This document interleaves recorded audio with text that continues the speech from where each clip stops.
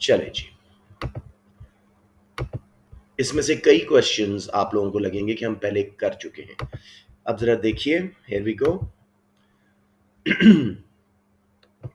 PPC के ऊपर इन्होंने सिर्फ 2 क्वेश्चंस दिए हैं। मेरी कोशिश होगी कि हम जनरल डिस्कशन करके बाकी क्वेश्चंस को भी थोड़ा सा इसके पॉसिबल क्वेश्चंस को कर लें। पीपीसी आसान सा क्वेश्चन होता है, तो it's good to do it well. Right जी, so I am gonna take it down to another document.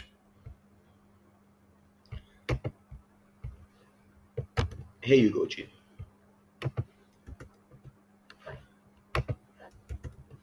जी अब जरा क्वेश्चन को अच्छी तरह देख लीजिए। ये आपको मैंने शायद किसी टेस्ट में भी दिया था।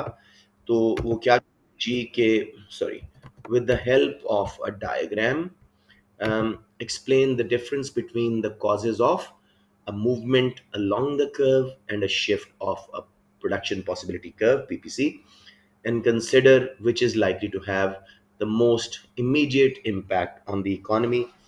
बहुत स्ट्रेट फॉरवर्ड सिंपल सा क्वेश्चन है, तो let us just quickly revisit it. तो इसमें नॉलेज के मार्क्स को पहले हम टैकल करते हैं, and I hope all of you by now know it, क्योंकि हर क्लास में मैं बताता हूँ और बच्चे स्टिल गलत आंसर कर रहे होते हैं। नॉलेज के 3 मार्क्स होते हैं 8 में, ठीक है, और एनालिसिस के आगे 3 होते हैं, फिर आखिरी 2 इवैल्यूएशन के। जैसे इस क्वेश्चन में उसने क्या पूछा कि डायग्राम बनाओ, तो डायग्राम के मार्क्स हैं। Movement along and shift of PPC के कॉजेज में फर्क बताओ। तो अच्छा बच्चा पहले पीपीसी को डिफाइन कर देगा। There may not be a mark for that, लेकिन it is always a good way to start an answer.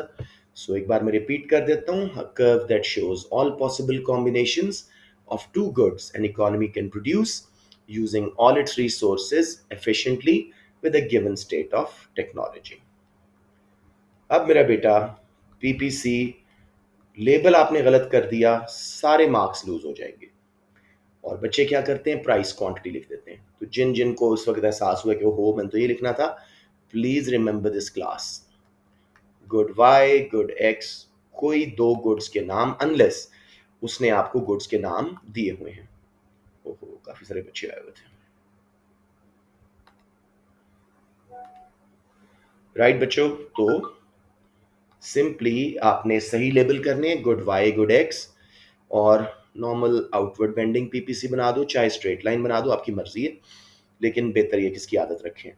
Right जी, वो कहता है जी कॉजेज ऑफ मूवमेंट अलोंग, तो उसको दिखाने के लिए हम 2 पॉइंट लगाएंगे पीपीसी पे।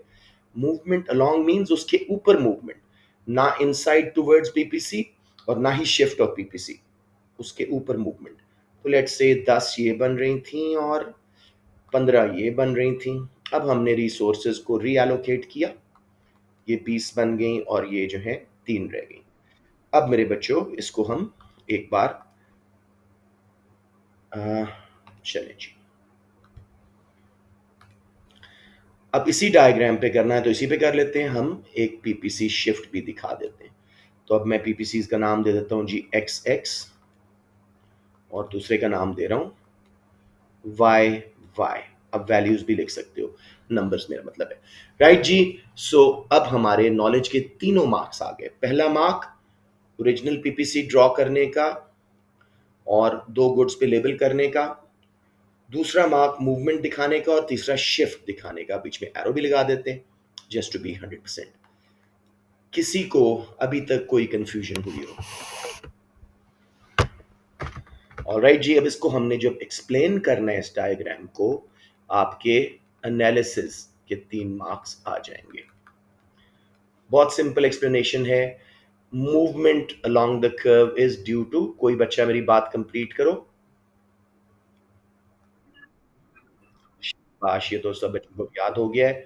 Reallocation of resources, we are moving resources from one good to another. तो डायग्राम को रेफर करो कि हमने point a to b move किया। As a result, to make 5 more of good y, we good x, we gave up 7 of good y, which is the opportunity cost। उसको भी define कर दो, next best alternative for कौन। यहाँ पे आपके analysis का कुछ हिस्सा हो गया। अब शिफ्ट क्यों होता है जी? शिफ्ट इज ड्यू टू, बताएं बच्चों।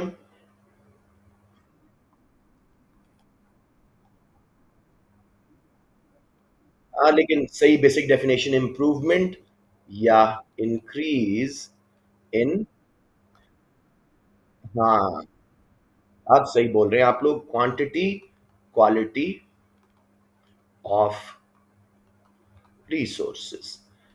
और उसकी फिर को रीजंस दे देंगे जी, टेक्नोलॉजी के advancement, education and training of labour जिससे स्किल्स बढ़ गई, नेट माइग्रेशन पॉजिटिव हो गई, ज़्यादा वर्कर मुल्क में आ रहे हैं तो लेबर फोर्स ज़्यादा हो गई। तो दो तीन रीजंस देके ये आपके 6 मार्क्स एनालिसिस तक के कंप्लीट हो गए।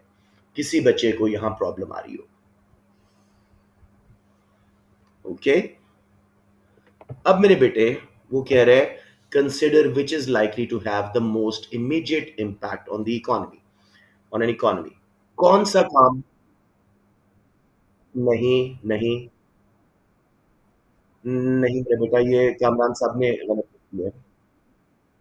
मूवमेंट, हाँ, मूवमेंट अलोंग इमीडिएट इम्पैक्ट है। we're just moving our resources from one place to another, right? Shift के लिए बहुत टाइम लगता है। हाँ, training, skills development, advance exploration of new resources, technology. उन्होंने उन्होंने हो गया, बंदे से गलती हो गई है। आई एग्री, उन्होंने लिखा है, लेकिन no, no, movement has immediate impact और shift has a long run impact, और ये सीआई एग्जामिनर रिपोर्ट में भी लिखा हुआ है।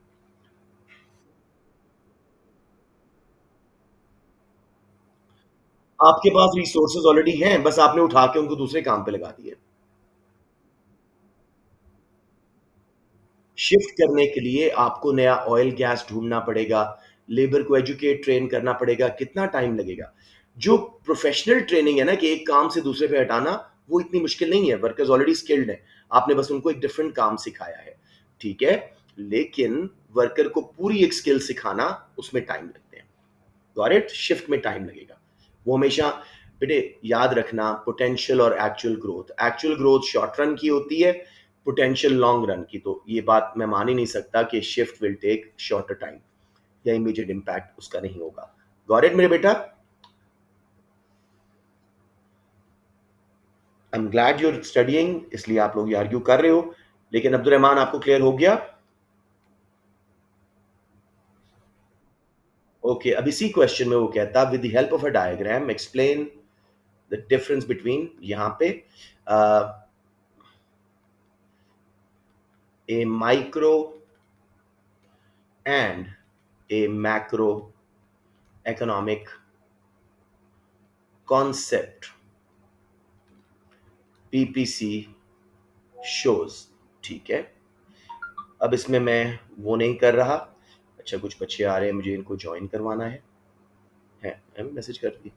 अच्छा, एडमिट ऑल, बहुत सारे बच्चे थे, सॉरी। राइट बच्चों, मुझे हाँ इसी तरह ग्रुप पे मैसेज कर दिया करें ताकि मुझे पता लगे कि आप लोग वेट कर रहे हैं।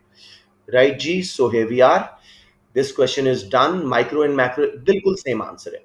माइक्रो कॉन्सेप्ट कौन सा है जी? Opportunity cost. 2 पॉइंट लगाए पीपी से पे, माइक्रो इकोनॉमिक कॉन्सेप्ट आ गया। ए से बी मूवमेंट करवाई, 5 गुड वाई ज्यादा बनाने के लिए मैं 7 गुड एक्स छोड़नी पड़ी, which is your alternative, next best alternative for gone, opportunity cost, this is due to scarcity. Scarcity भी माइक्रो कॉन्सेप्ट है, अपॉर्चुनिटी कॉस्ट भी। अलबत्ता शिफ्ट इन पीपीसी इज, हाँ, economic growth, potential economic growth. फिर उस question के लिए बेशक आप एक पॉइंट अंदर लगा के फिर पीपीसी की तरफ ले आए और इसको बताएं कि ये एक्चुअल इकोनॉमिक ग्रोथ है। और ये क्यों होती है? यू से B, by utilising unused resources, land, labour, capital. जो हमारा इस्तेमाल नहीं हो रहा था उसको हमने ठीक इस्तेमाल करना शुरू कर दिया अब। और शिफ्ट जो है वो of course quantity and quality of resources बढ़ने से। सब बच्चों को समझ आ गया है? कोई कंफ्यूजन यहाँ पे?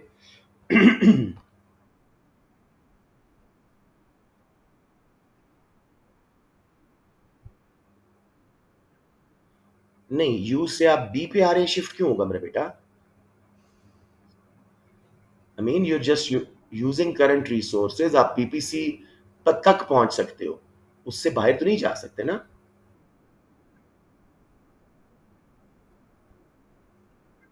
नहीं, मैंने क्वेश्चन चेंज किया ना, a micro and a macro economic concept PPC show, उसको आंसर कर रहा हूँ, ठीक है? चलें, good enough, let's move on. PPC के और भी काफ़ी एंगल्स हैं, लेकिन अभी फ़िलहाल के लिए इतना ही काफ़ी है। एक क्वेश्चन इस पे और इन्होंने दिया हुआ है, 2 मार्क का। Using a PPC diagram, demonstrate the impact of the rising level of unemployment on Nigerian economy. कोई 2 गुड्स के नाम लिखें। अनएम्प्लॉयमेंट बढ़ता कैसे दिखाएंगे आप लोग? बताएं मुझे कोई बच्चा। यही तो गलतियां बार बार हो रही हैं मेरे बेटे।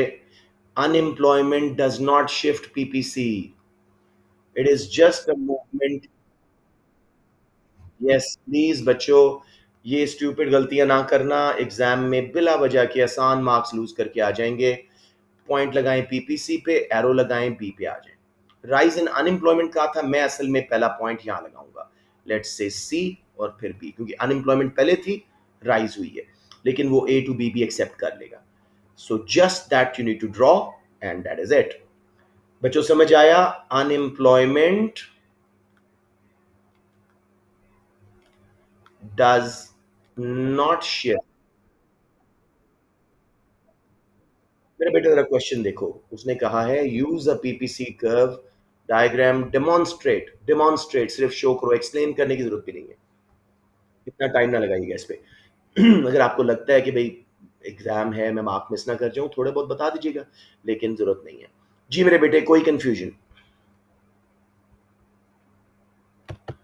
Okay, this is PPC done, let's move on to next. को स्ट्रेट फॉरवर्ड गए हैं जी। P D, in Y D, इनको वो एम ई डी लिखते हैं, which is fine, acceptable. XED, XED को कुछ लोग सी डी भी लिखते हैं, वो भी एक्सेप्टेबल है, कोई मसला नहीं है। With the help of a formula, explain the meaning of cross elasticity of demand and consider which determinants are most important in establishing the size and sign of its coefficient. I think कोई बच्चा आया था, yes. Right मेरे बच्चों, तो मैं इसको आपको कॉपी करके अभी इसको सॉल्व करते हैं, मेरे साथ बताते रहिएगा, ताकि और ट्राई के ईमान अमीन इन बच्चों के अलावा भी बाकी भी अब एग्जाम सबने देना है, तो देर इज नो रीजन कि चंद बच्चे जवाब देते रहें और आप लोग ना करें। जी मेरा बेटा, ये आ गया आपका क्वेश्चन, फॉर्मूला बताएं, और वो कहता है explain the meaning of cross elasticity. अब अगेन मैं लिख रहा हूं, just some kids get confused. 8 mark का है, 3 फॉर नॉलेज। बहुत सिंपल जी, क्या डिफाइन करना है हमने? यस, और फॉर्मूला भी उसी का देना है, और उसके बाद मीनिंग ऑफ पॉजिटिव नेगेटिव जब आप बताएंगे तो उससे थर्ड मार्क नॉलेज का आ जाएगा, वहीं से एनालिसिस स्टार्ट हो जाएगा। अब एक बार क्वेश्चन को दोबारा देखते हैं। With the help of a formula explain the meaning of cross elasticity of demand. अभी यहां तक रुकते हैं। डेफिनेशन लें जी, बताएं मुझे what is cross elasticity of demand. कोई नई आवाज चाहिए मुझे? बच्चे सब इलास्टिसिटीज मैं बहुत दफा करवा चुका हूं, अब आनी चाहिए, बताइए मुझे। It is a measure of, come on.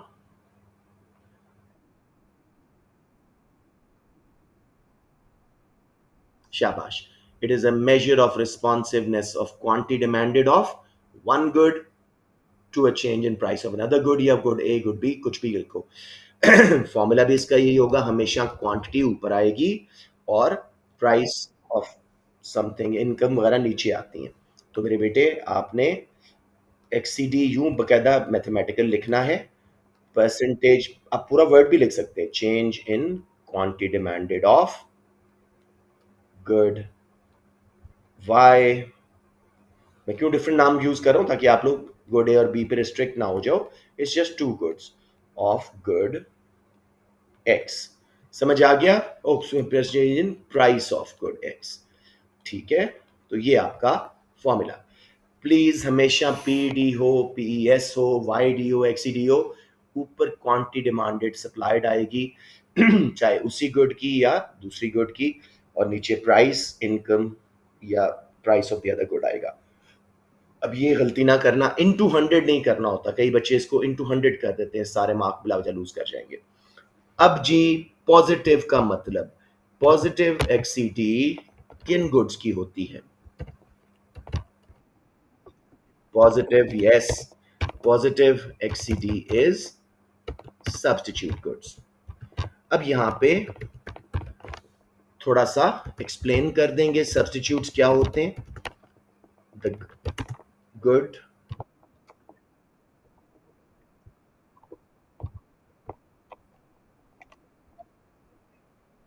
बिल्कुल ठीक है। Substitutes have a positive relationship, they are alternatives used in place of one another. For example, हमेशा एग्जाम्पल दिया कीजिए, jam and honey. So if price of one, for example, jam rises, people will be able to afford it less and they will switch towards its cheaper substitute, honey. समझ आ गया मेरे बच्चों? बहुत simple है, बहुत नेचुरल है। किसी को ना आ रहा हो प्लीज पूछ लें, क्योंकि अक्सर ही बच्चे गलत आंसर आप लोग कर देते हो एग्जाम में।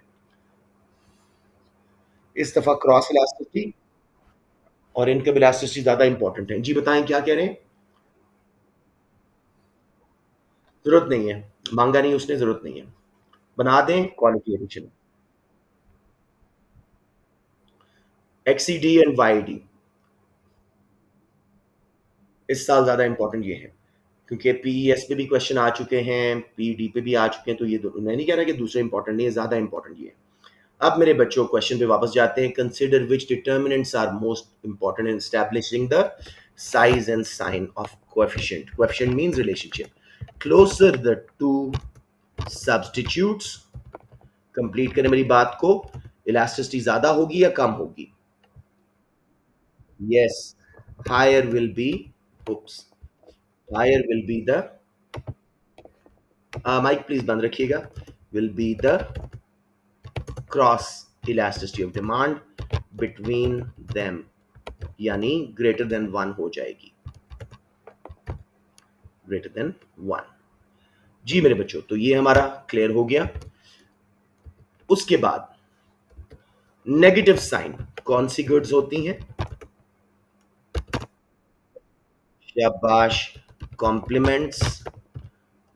ये इसको डिफाइन करना है कि जॉइंटली डिमांडेड हैं, एक दूसरे के साथ यूज होती हैं, एक दूसरे की यूटिलिटी को बढ़ाती हैं। फिर आपने बताना है example, for example ball and bat, petrol and cars, ठीक है। पॉजिटिव रिलेशनशिप को एक्सप्लेन, नेगेटिव रिलेशनशिप को एक्सप्लेन करना है कि भाई अगर बॉल्स की प्राइस बढ़े तो बैट्स की डिमांड कम हो जाएगी एंड वाइस वर्सा। कितना फर्क पड़ेगा will depend on closer the two goods are, जितने क्लोज हैं उतना ज्यादा फर्क पड़ेगा। Closer the two complements, higher the XED between them. समझ आ गया मेरे बच्चों? सॉल्यूशंस आपको भेजे हैं, तो मैं ये डॉक्यूमेंट नहीं भेजूंगा, ये बेसिक सही मैं करवा रहा हूं यहाँ पे। अब जरा इवैल्यूएशन करते हैं। ओके, मरियम आ गई है, ऑलराइट जी। सो ये होने के बाद अब जरा वापस चलते हैं क्वेश्चन पे। With the help of a formula explain the meaning of cross elasticity of demand. हमने कर दिया, डिफाइन भी किया, फॉर्मूला भी दिया, और मीनिंग ऑफ पॉजिटिव नेगेटिव जैसे बताना शुरू किया, स्कोर तीसरा आ गया। फिर जब उनको रिलेशनशिप को एक्सप्लेन किया और बताया कि जितने क्लोज हैं उधर से ही आपकी इवैल्यूएशन स्टार्ट हो गई थी, लेकिन इसको प्रॉपरली करते हैं जी। इवैल्यूएशन में हम क्या बोलेंगे? As discussed above, the closer the two products are, substitutes or complements, greater will be the cross elasticity of demand between them. Price change of one will impact the demand for other more.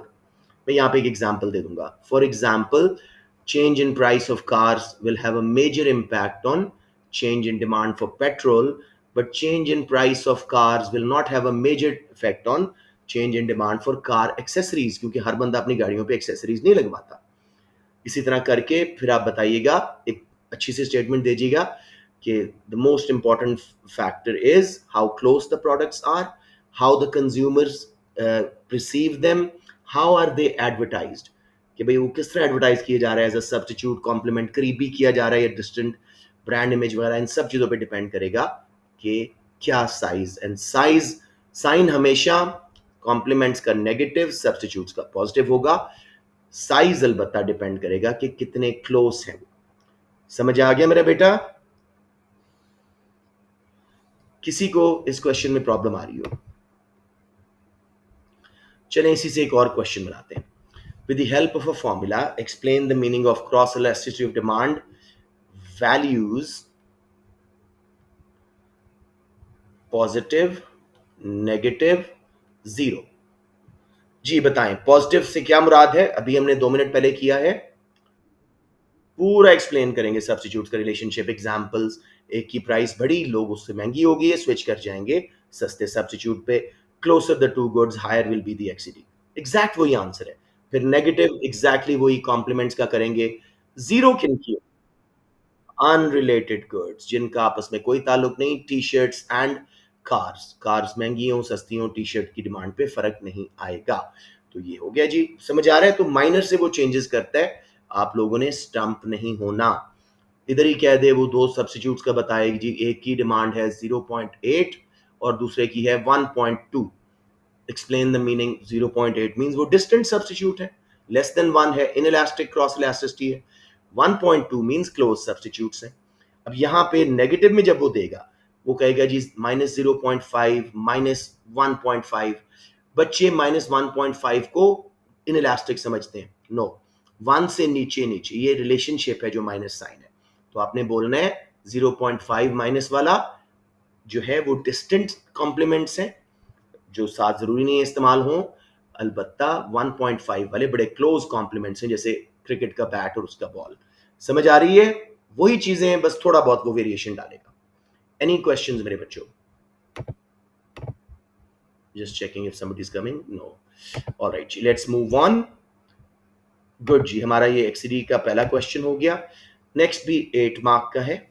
Explain with the help of examples the significance of the size and sign of coefficient of income elasticity of demand for the classification of a good and consider how confident you are of this classification. तो इस question को भी हम उठा के उधर ले जाते हैं और इसको सॉर्ट आउट करते हैं इंशाल्लाह. जी मेरे बच्चों, तो ये हम सब कर चुके थे. ये आ गया जी आपका क्वेश्चन. एक बार अच्छी तरह क्वेश्चन को पढ़ लें और उसके बाद हम आगे चलते हैं. जी कोएफिशिएंट. जी explain with the help of examples. तो एग्जांपल्स लाजमी देने. सिग्निफिकेंस मींस इंपॉर्टेंस या मतलब. Of size and sign of coefficient means correlationship, आपसी में जो इनका गुड्स का रिलेशनशिप है इनकम के साथ. Of income elasticity of demand, तो की टर्म आपकी इनकम इलास्टिसिटी ऑफ डिमांड. तो आप यहाँ पे वही नॉलेज के 3 मार्क्स कैसे लेंगे? आप डिफाइन करेंगे इनकम इलास्टिसिटी ऑफ डिमांड, उसका फॉर्मूला देंगे और उसके बाद आप जो है elastic inelastic income inelastic demand का मतलब समझा देंगे.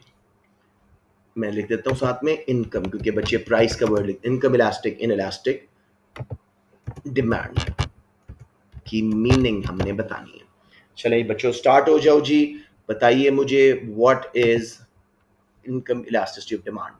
Bye now I am hoping आप सबकी डेफिनेशन सही हो चुकी होंगी. जी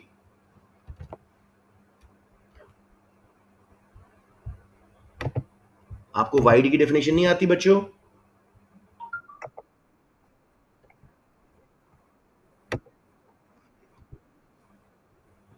कुछ उल्टा पुल्टा बोला है, दोबारा बोले जरा एक बार.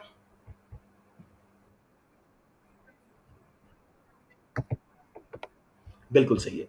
It's a measure of responsiveness of quantity demanded to a change in consumers income. Again quantity पहले आया, इनकम बाद में. फॉर्मूला बताए कोई बच्चा मुझे? वाईडी का फॉर्मूला बोले बोले शाबाश. दोबारा बोले पूरा. परफेक्ट. ऊपर क्वांटिटी डिमांडेड, नीचे इनकम, जैसे मैंने समझाया था. Percentage change in QD over percentage change in income. Income elastic demand का मतलब क्या है? व्हेन अ, कम ऑन बच्चों,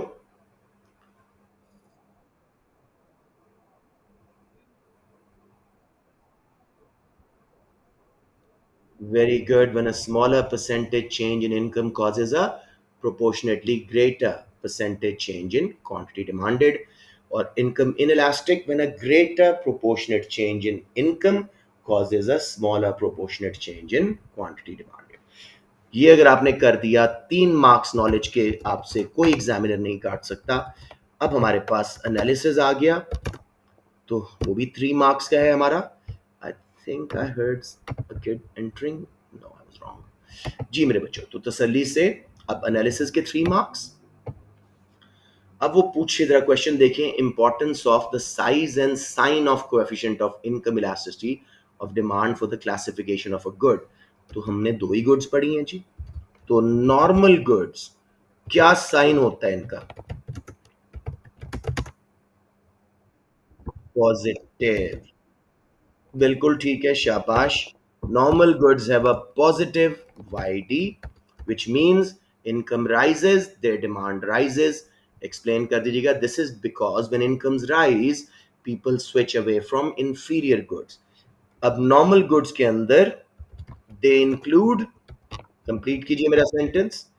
यस, नेसेसिटीज एंड लग्जरीज, या सुपीरियर का वर्ड यूज करें तो ज्यादा बेहतर है।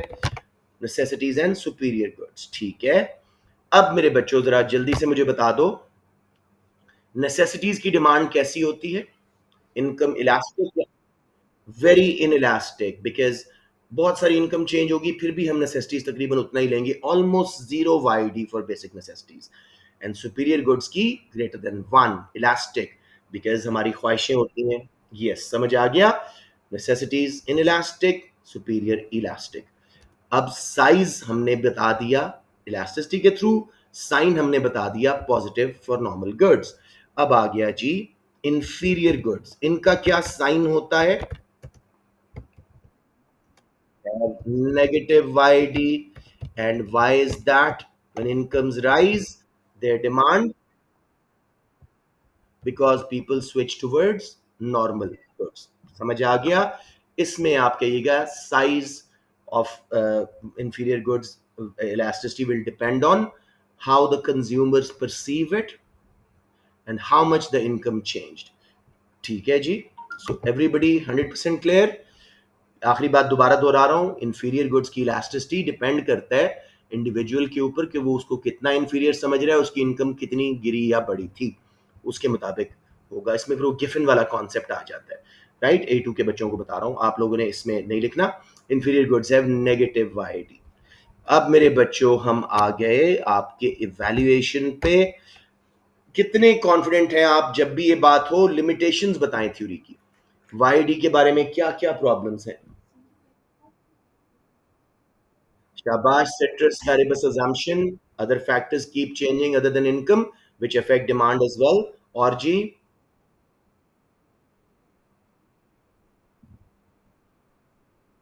चलें चलें, ये भी सही है कि नहीं, लेकिन यहाँ पे यूसेज की बात नहीं है, ये नहीं करेंगे।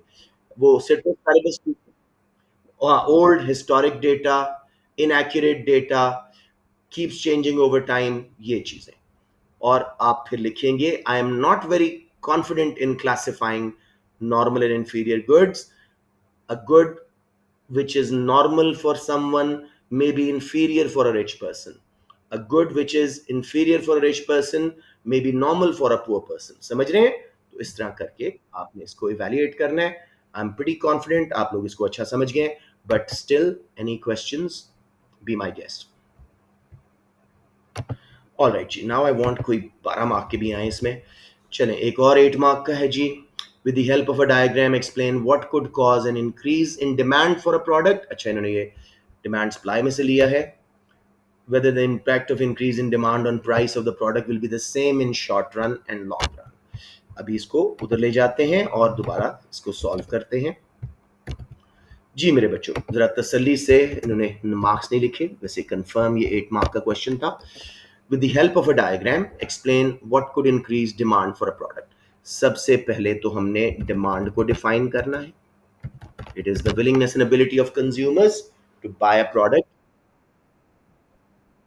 at a given price ceteris paribus per period। ठीक है। अब मेरे बच्चों हम चलते हैं मुझे कोई 2 फैक्टर बता दो या 3 जिसकी वजह से डिमांड प्रोडक्ट की बढ़े। ईडीपैम्स के फैक्टर्स पकड़ो, मुझे बताएँ। इनकम्स एक्सप्लेन कर दें। If incomes of consumers rise, ये चीज, if incomes of consumers rise they will demand more normal goods, demand curve for normal goods will shift to the right। ठीक है, अब हमें डायग्राम भी बनाना है यहाँ पे, तो हम डायग्राम बना के, उसने कहा था डायग्राम हेल्प से एक्सप्लेन करना, तो हम एब्सोल्युटली। अरे ये ड्रॉ क्यों नहीं कर रहा? जी बेटे।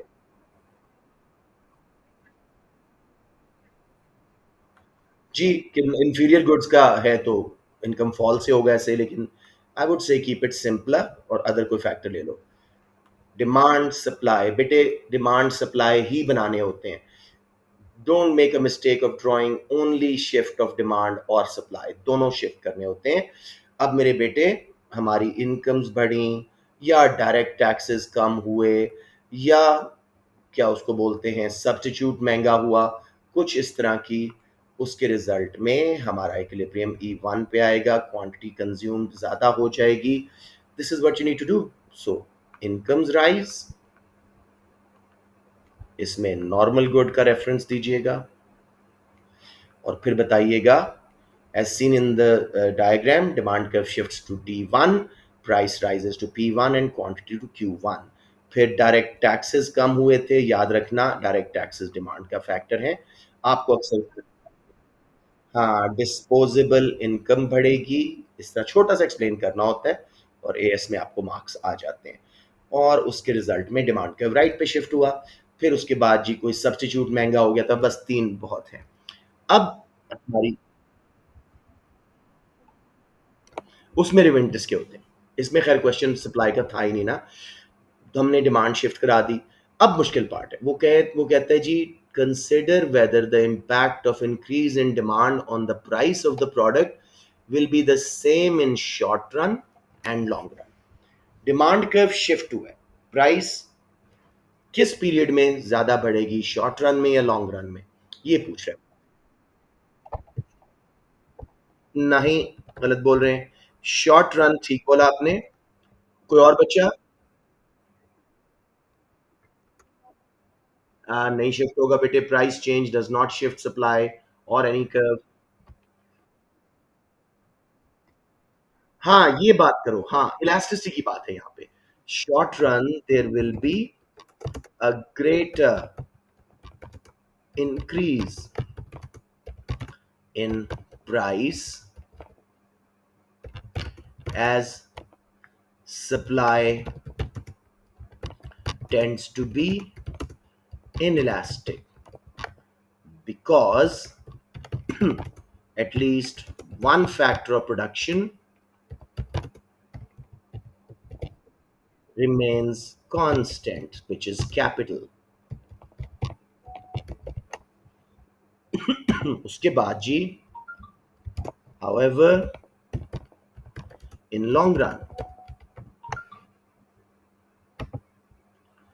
in long run, supply will become elastic as firms can add more machines, capital, and new firms can enter the market, तो उसकी वजह से सप्लाई इलास्टिक हो जाएगी, price rise will be lower. समझ आ रही है मेरी बात या थोड़ा एक्सप्लेन कर दूं? यहां पे आप लोग थोड़े स्टक हुए थे। सप्लाई का इलास्टिक बना के देख लो, प्राइस बहुत कम बढ़ेगी डिमांड शिफ्ट होने से। इन इलास्टिक बनाओ, प्राइस बहुत ज्यादा बढ़ेगी। That is what they wanted to know, कि बच्चों को आ रहा है कि नहीं। अब वापस चलते हैं जी, हमने ये कर लिया। अब आ गए जी मेरा बेटा, फॉर व्हाट, कोई सप्लाई का फैक्टर होगा तो शिफ्ट होगा मेरा बेटा। वेजेस चेंज, अभी उसने सिर्फ डिमांड शिफ्ट के रिजल्ट में प्राइस पे इफेक्ट पूछा है, तो हमने सप्लाई की इलास्टिसिटी पे कमेंट करना था, ठीक है, शिफ्ट नहीं करवाना था। या इलास्टिसिटी ज्यादा हो जाएगी जिसकी वजह से प्राइस कम बढ़ेगी, ठीक है, that is the question. G. With the help of a formula, explain the meaning of price elasticity of supply and consider which factors are most important in determining whether the price elasticity of supply is likely to be relatively elastic or inelastic. बहुत simple, straightforward 8 mark का question है. Let us just go there and sort it out. Control V G. अब इसको मैं थोड़ा सा सही कर लूं और इसको बोल्ड भी करूं ताकि पिछले क्वेश्चन से मर्ज ना हो जाए। अगर आप लोगों को ये डॉक्यूमेंट चाहिए तो मैं जब कंप्लीट हो जाएगा तो आपको भेज दूंगा ब्रीफ क्विक लुक के लिए, वरना वो कामरान साहब के हैं आपके पास, मुझे बता दीजिए। इफ यू वांट इट तो आई कीप सेविंग इट। खामोशी means you don't want me to save it, right? ठीक है, आप लोग सेव करूं या नहीं करूं, मुझे समझ नहीं आई बात। चले, क्विक क्विक रिवीजन के लिए आपको आसानी हो जाएगी, बन तो रहा ही है। ठीक है जी, let's move on now. With the help of a formula explain the meaning of PES. तो सबसे पहले डिफाइन पीईएस, फिर फॉर्मूला, उसके बाद without asking meaning of elastic, inelastic supply. Right जी, सबसे पहले पीईएस को कोई बच्चा डिफाइन कर दो। शाबाश शाबाश, जल्दी। Yeah, it is a measure of responsiveness of quantity supplied to a change in price of the product itself. Its formula is, someone please, आप लोग माशाल्लाह समझना शुरू हो गए उसको। अच्छा, percentage change in QS over percentage change in price. बहुत सिंपल होता है, टॉपिकल कर लो सारा समझ आ जाता है। फिर उसके बाद जी इलास्टिक सप्लाई का क्या मतलब है, अब आप लोग बताएंगे। When a, come on,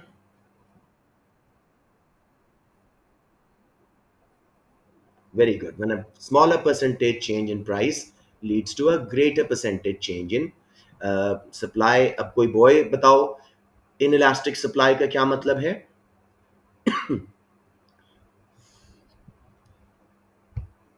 ji, one of the boys inelastic supply को डिफाइन करें। कम ऑन बच्चों, इतनी बार करवा चुका हूं। When a, when a greater percent, जल्दी ना करें, you're in such a hurry. When a greater percentage change in price leads to a smaller percentage change in quantity supplied. अब ये आ जाना चाहिए। ये 3 मार्क्स हो गए जी। एनालिसिस पे जाते हैं 3 मार्क्स के लिए। अब उसने कहा है मुझे फैक्टर्स बताओ, which factors are most important. Most important हम इवैल्यूएशन में करेंगे, 3 फैक्टर्स करते हैं, लेकिन जो फैक्टर इलास्टिक के लिए लेना, इन इलास्टिक के लिए कोई और लेना, तो दो दो बेशक कर दो। इलास्टिक के हम 2 फैक्टर्स करते हैं। तो पहला मुझे बताइए, क्यों सप्लाई इलास्टिक होगी, फैक्टर बताइए।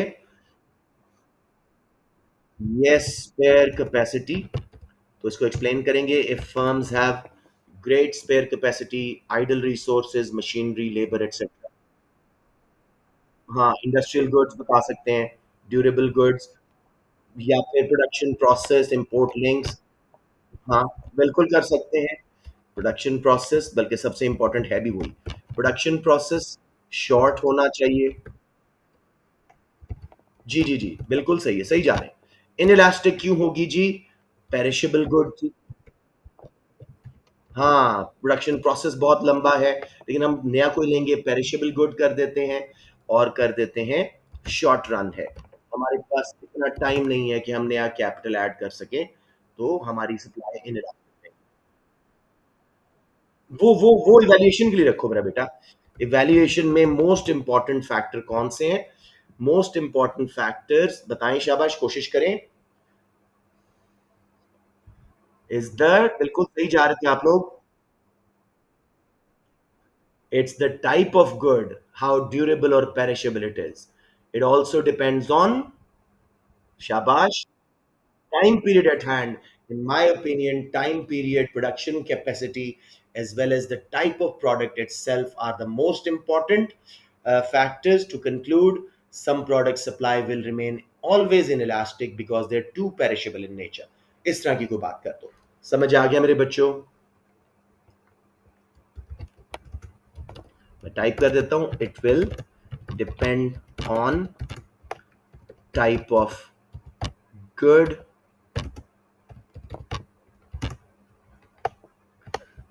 The most important factor will, मैं यूं करता हूं,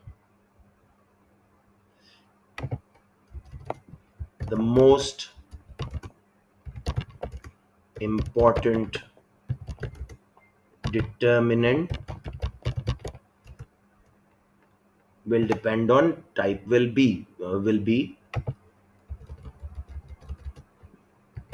the type of good, whether it is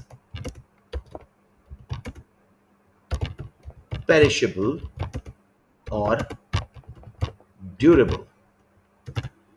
उसके बाद जी, another very important factor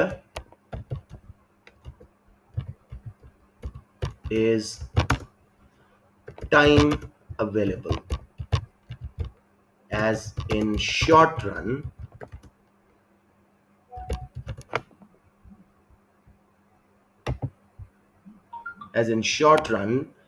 demand supply remains inelastic.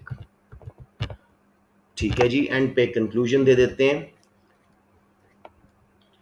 ठीक है जी, बस इतना ही काफी है। I don't think we need to add a conclusion here, बहुत साफ साफ आंसर है जी मेरे बच्चों। तो ये क्वेश्चन हो गया, we have very little time, तो अगर हम ये 12 मार्क का क्वेश्चन कर ही लेते हैं जल्दी से, बहुत आसान सा क्वेश्चन है तो इसको मैं जल्दी से करवा देता हूँ और आज की क्लास को ख़त्म करते हैं। इंशाल्लाह 2-3 क्लासेस में हम इसको गेस्ट पेपर को निपटाते हैं और फिर कुछ सेक्शन एज आपको ज़्यादा सारे कराता हूँ, कुछ ऐसा काम के हमारा एग्ज़ाम बहुत अच्छा हो जाए इंशाल्लाह। Please come with your answer, with your questions वगैरह, ताकि मैं उसमें हर बच्चे के इंडिविजुअल कंसर्न्स को भी देख सकूँ। Let me just check something. Okay, अच्छा 14 मिनट्स है, बहुत टाइम है। उफ, बच्चे कितने छोड़ गए यार, ये नहीं करना चाहिए था। Anyways, assess the likely success of any two government policies to make PES of all agricultural goods more elastic. Now this is a little tough. Knowledge plus analysis के प्लीज याद रखिएगा 8 होते हैं जिसको हम 8 होते हैं जिसको हम 2 हिस्सों में डिवाइड करते हैं। हाँ, वो भी कर सकते हो बिल्कुल, अप टू 4 फॉर एनालिसिस यानी benefits and problems of one method और up to 4 for the other. अब मेरे बच्चों कोई मेथड ले लेते हैं, let's take subsidies for example. Subsidies by government which can be, अब क्योंकि सब्सिडी सप्लाई का शिफ्ट होता है, हमने शिफ्ट नहीं करवाना, which can be used by farmers, क्योंकि हम वो कर रहे हैं ना एग्रीकल्चरल गुड्स को, farmers to aid storehouses, refrigeration facilities, latest equipments, etc. This will make supply elastic. Explain कर दीजिएगा कि whenever price falls, they can store their farm produce in the storehouse. They've got good refrigeration facilities, even perishable vegetables can be stored for a longer period. जैसे potato बहुत देर के लिए store हो जाता है। लेटेस्ट इक्विपमेंट वगैरह उनका fertility बढ़ाएंगे, लैंड की रीपिंग सोइंग आसान करेंगे, प्रोडक्शन प्रोसेस बहुत एफिशिएंट हो जाएगा, ज़्यादा आउटपुट ले सकेंगे हर एकड़ से।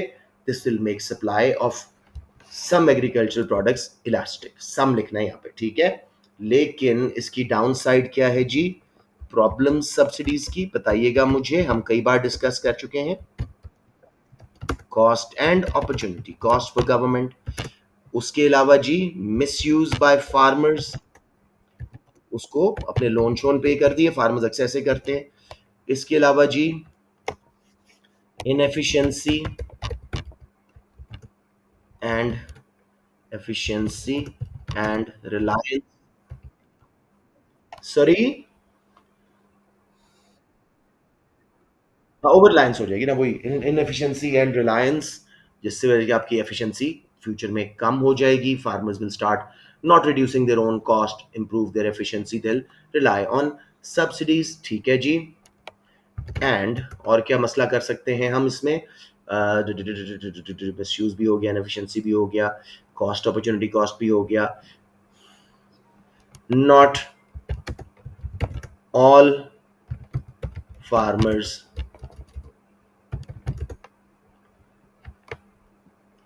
Are knowledgeable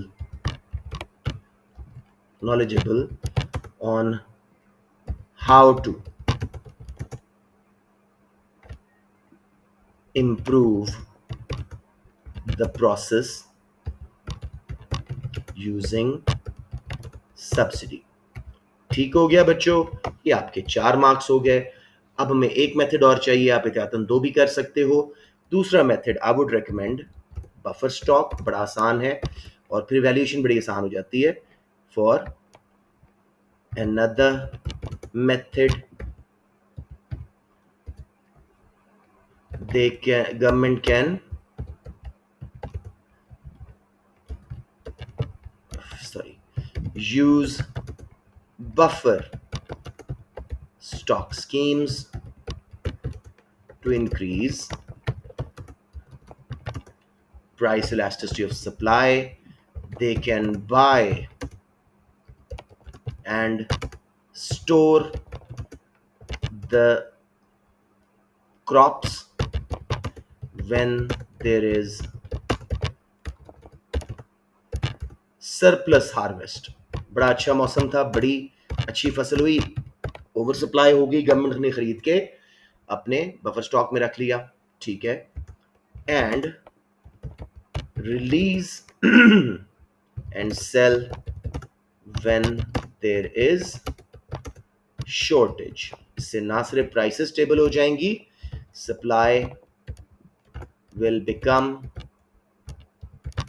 more responsive to price changes, तो हमारी इलास्टिसिटी बढ़ गई। अब मेरे बच्चों, क्यों ये काम नहीं करेगी? कॉस्ट, अपॉर्चुनिटी कॉस्ट, ऑब्सोलेसेंस, जाया हो जाना, मैं इसमें शायद एस लगाना था एक और, ऑब्सोलेसेंस में या एस लगाना था, ऑब्सोलेसेंस या मैं लिख देता हूं वेस्टेज। और यहां पे कहिएगा कि some agricultural products like strawberries, roses etcetera are too fragile and perishable, वो ऑब्सोलीट हो जाएंगी बहुत जल्दी। मैनेजमेंट कॉस्ट, बफर स्टॉक में ऑलरेडी बी फुल, ठीक है, गवर्नमेंट ने खरीद तो लिया, चोरी हो सकता है, जाया हो सकता है, मौसम में खराब हो सकता है, सब कुछ। तो इवैल्यूएशन में हम इसमें जाएंगे शॉर्ट रन में बफर स्टॉक क्विकर रिलीज देता है, quicker increase in price elasticity of supply, but subsidies are more useful in long run as farmers can add to capacity and storage etc, ठीक है। Having said that, हम conclusion तरफ जा रहे हैं। Having said that, not all agro products supply can be made elastic due to long production time and inherent उनके अंदर inherent perishability। ठीक हो गया बेटे, ये हमारा क्वेश्चन खत्म हो गया। So that is it for today, unless you have a question. तो इसको मैं किस नाम से सेव कर दूं? जी जी मेरा बेटा।